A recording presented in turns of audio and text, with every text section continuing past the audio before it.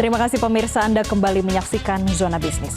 Pemirsa, menyikapi kondisi perekonomian dunia dan domestik, pagi ini Komite Stabilitas Sistem Keuangan atau KSSK menggelar konferensi pers. Konferensi pers akan memaparkan hasil rapat berkala KSSK pada triwulan ketiga tahun 2024. Konferensi pers digelar di kantor Lembaga Penjamin Simpanan atau LPS pada pukul 10 waktu Indonesia Barat. Pemaparan dilakukan oleh Ketua KSSK yaitu Menteri Keuangan Sri Mulyani Indrawati yang juga didampingi Gubernur Bank Indonesia Peri Warjio, Ketua Dewan Komisioner Otoritas Jasa Keuangan Mahendra Siregar, dan Ketua Dewan Komisioner Lembaga Penjamin Simpanan Purbaya Yudi Sadewa. Ada beberapa hal yang disoroti KSSK, diantaranya adalah gejolak ekonomi global dan ketahanan kondisi perekonomian dalam negeri.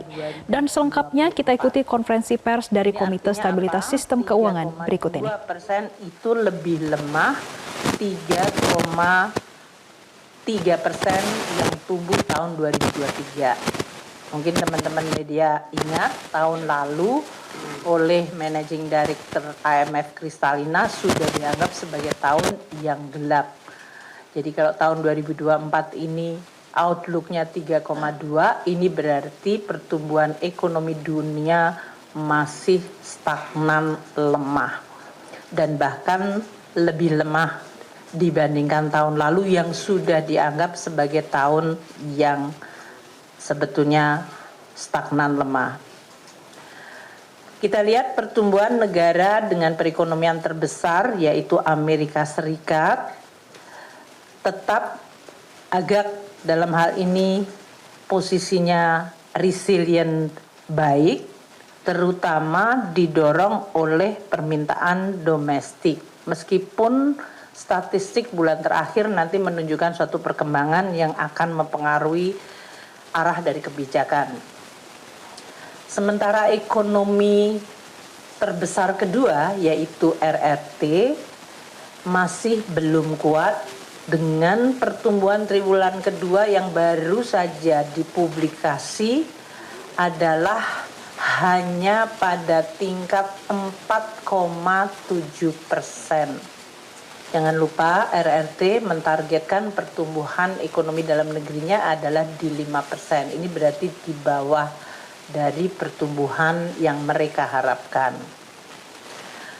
Ini karena permintaan domestik di RRT, itu berarti consumption, investment, masih lemah, dan juga kondisi persoalan di sektor properti yang masih berlanjut tekanannya.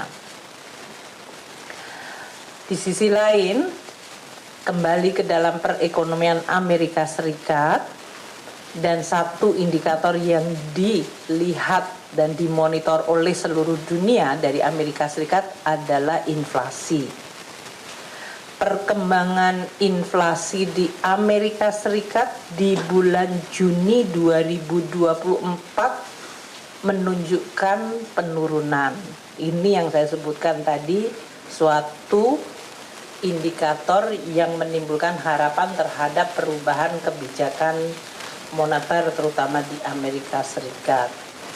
Jadi inflasi di Amerika Serikat bulan Juni menunjukkan penurunan sejalan dengan menurunnya tekanan harga energi dan juga dari faktor sektor perumahan. Dan another indicators yang ada di Amerika Serikat yang penting, yang diharapkan juga akan menentukan arah kebijakan Fed Fund Rate, yaitu tingkat pengangguran. Di Amerika Serikat, tingkat pengangguran meningkat. Ini semuanya tadi ya, inflasi yang mulai menurun, dan tingkat pengangguran yang meningkat di Amerika Serikat diperkirakan dalam hal ini akan mendorong penurunan dari kebijakan suku bunga Bank Sentral Amerika atau sering dikenal dengan Fed Fund Rate yang lebih cepat dari proyeksi sebelumnya. Proyeksi sebelumnya adalah penurunan Fed Fund Rate baru akan terjadi pada akhir tahun 2024. Nah, saat ini market global dan terutama di Amerika Serikat melihat inflasi yang mulai softening, melemah, dan juga dari sisi pengangguran yang juga mengalami kenaikan. Mereka kemudian muncul harapan, ekspektasi bahwa Fed Fund Rate akan lebih cepat dilakukan adjustment penurunan sebelum akhir tahun 2024. Ini semua pandangan adalah melihat pada bulan September. Dengan kondisi tersebut juga, surat berharga negara Amerika Serikat atau yang sering disebut US Treasury yang terutama memiliki maturitas atau jatuh tempo 10 tahun, yaitu disebut US Treasury 10 years, yieldnya atau suku bunganya diperkirakan masih tetap tinggi.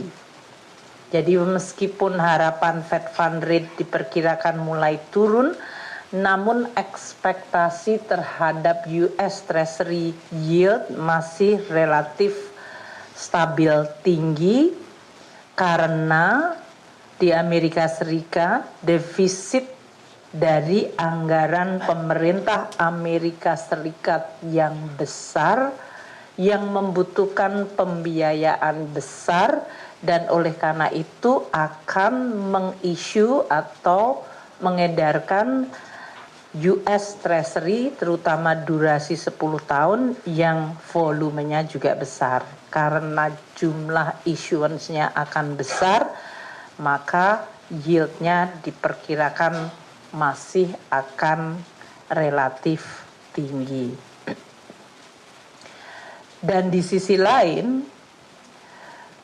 kalau kita lihat kondisi geopolitik yang terjadi belum menunjukkan tanda-tanda mereda. Jelajahi cara baru mendapatkan informasi. Download Metro TV Extend sekarang.